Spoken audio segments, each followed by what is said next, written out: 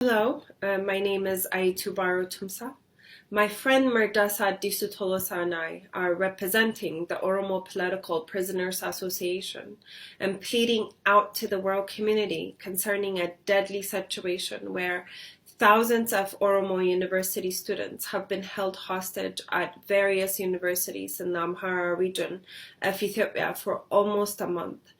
I felt the need to record this message in English because much of the reporting on this serious human right violation has mainly been covered in Afghan Oromo.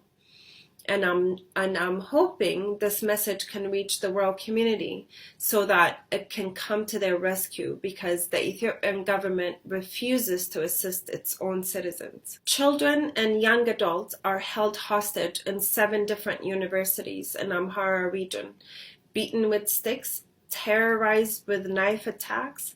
A student was reported being thrown from a higher story building, and at least 5 students have been confirmed dead for absolutely no reason but their God-given identity of being an Oromo. Some are hospitalized because of the severity of their injuries, and others are imprisoned simply for defending themselves or attempting to escape. We are appealing for the intervention of the international human rights organizations and to the rest of the world to help put stop to this horror. Violence against Oromo students was initially reported the first week of November by various independent medias explaining the attack was coordinated by extremist militant group which seemed to have a very strong influence and power over the Amhara regional government. Many of the attacks took place inside a dorm and or on a school ground, exclusively targeting Oromo students. And as a result, thousands of students have left their dorm out of fear for their lives. They stayed outside for over a week, suffering from limited sleep, food, drinks, and improper access to sanitation, and began getting sick as a result.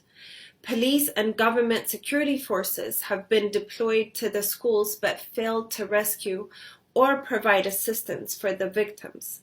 As you will sadly witness in one of the attached videos, intimidation and throwing stones at students stranded outside continues in a barbarically inhumane and ruthless manner in the presence of police. So school officials had no choice but to bring the students inside a building where police is basically there to monitor them and to keep students from attempting to escape. They're not attending classes and being held hostage on a school ground while non-Oromo students are continuing their education. What is even more alarming is the participation between the school administration and the regional government collaborating to hold these students hostage against their will. Sadly, out of desperation, and the students began protesting for their freedom with hunger strike, but were unable to be heard.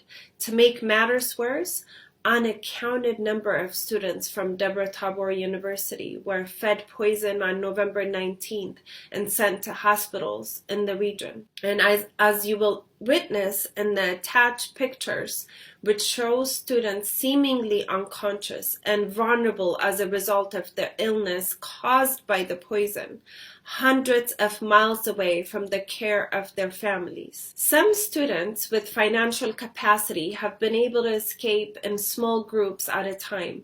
About a couple of thousands have reached Legatafo near the capital city. And as you will hear in the attached videos, these group of students are raising their desperate concern for the rescue of their friends who still remain hostage in the Amhara region, as well as a cry for assistance and relocation of their schools.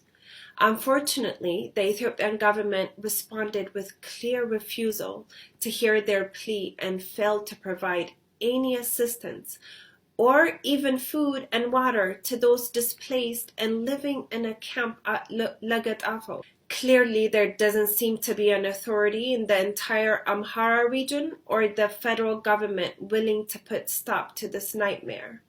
We believe this is entirely the responsibility of the universities, Amhara regional government, and the Ethiopian government collectively. But we cannot continue to sit back and watch while thousands of Oromo University students are held hostage, terrorized without attending their regular education. So we carved out an action plan to approach this problem. We're very well aware that we may or may not be able to achieve our goals without the cooperation of the Amhara regional government as well as the Ethiopian government. But at the very least, this initiative will attempt to do what it can at its capacity by working with anyone willing to save the lives of these students. So we also hope that you can help us by volunteering at various stages whenever necessary, write letters to international organizations, government officials within Ethiopia and all over the world. This campaign is not simply an attempt to collect funds and provide financial support for the students, but also a call for concerned individuals to come together and organize and provide assistance as much as possible. But this huge endeavor would require numerous responsible individuals, preferably an institution. So we decided to equip and utilize Oromo Political Prisoners Association as the lead operational body by collaborating with Oromo political organizations, Oromo community centers all over the world, international organizations such as Red Cross, Amnesty International, Human Rights Watch, international organizations of migration, African Union, European Union, and any other government or establishment willing to assist us in this human right violation. The funds will be utilized to hire lawyers to follow up with these 7 universities where Oromo students are held hostage, as well as Amhara Regional Education Bureau, Ministry of Education, and the Ethiopian government until Oromo students are relocated to universities where their safety is guaranteed.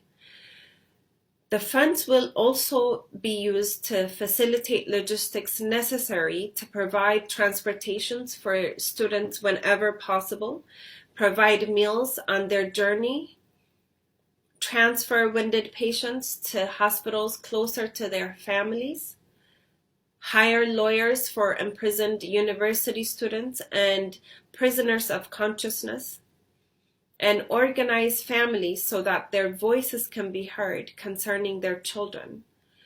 And you can also help by forwarding this video to your local media wherever you might be, because the serious injustice against children and young adults must reach the world stage.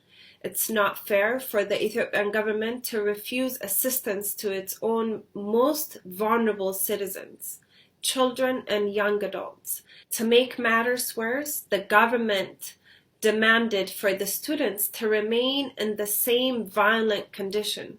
So please pass this on to whomever willing to listen or can possibly assist. Thank you.